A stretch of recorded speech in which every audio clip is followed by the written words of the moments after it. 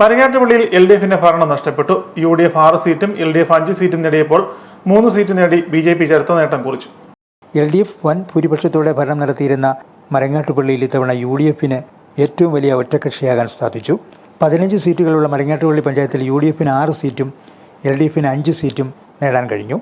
ഇത്തവണ 3 സീറ്റ് നേടി BJP ചരിത്ര നേട്ടമാണ് കുറിച്ചത്. 3 മുന്നണികളെയും പരാജയപ്പെടുത്തിക്കൊണ്ട് ഒരു സ്വതന്ത്രനും വിജയം നേടിയവരിൽ ഉൾപ്പെടുന്നു. ഏറ്റവും വലിയ ഒറ്റക്കക്ഷി എന്ന നിലയിൽ UDF-ന് ഭരണസാരഥ്യം ഏറ്റെടുക്കാൻ കഴിയുമെന്ന പ്രതീക്ഷയാണുള്ളത്.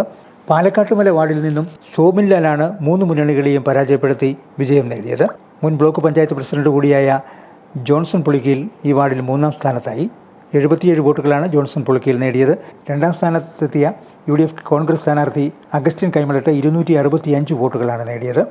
മരങ്ങാട്ടുപള്ളി പഞ്ചായത്ത് 3-ാം വാർഡിൽ കുറിച്ചിത്താനം ഈസ്റ്റിൽ BJP സ്ഥാനാർത്ഥി മമത ഹരികുമാർ 12 വോട്ടുകൾക്കാണ് വിജയിച്ചത്. 12-ാം വാർഡായ വലിയപാറയിൽ ആശാ വർമ്മ 61 വോട്ടുകളുടെ ഭൂരിപക്ഷത്തിൽ വിജയം നേടി. മരങ്ങാട്ടുപള്ളി പഞ്ചായത്തിലെ 5-ാം വാർഡായ ഇരുമുഖം വാർഡിൽ BJP-യിലെ പ്രസീത P 153 വോട്ടുകൾക്കാണ് വിജയിച്ചത്. മുൻ പഞ്ചായത്ത് അംഗം LDF-ലെ തുളസിദാസ് 13-ാം വാർഡിൽ നിന്നും വിജയം നേടി.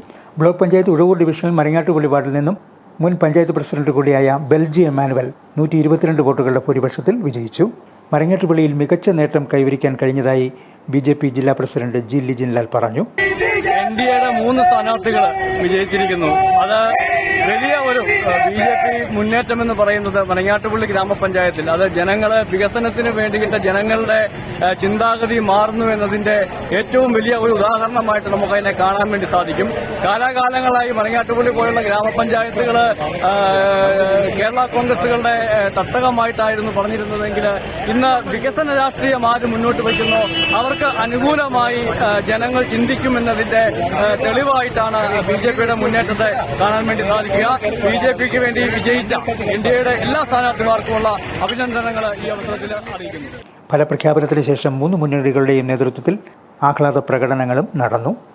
Star vision news, Pala.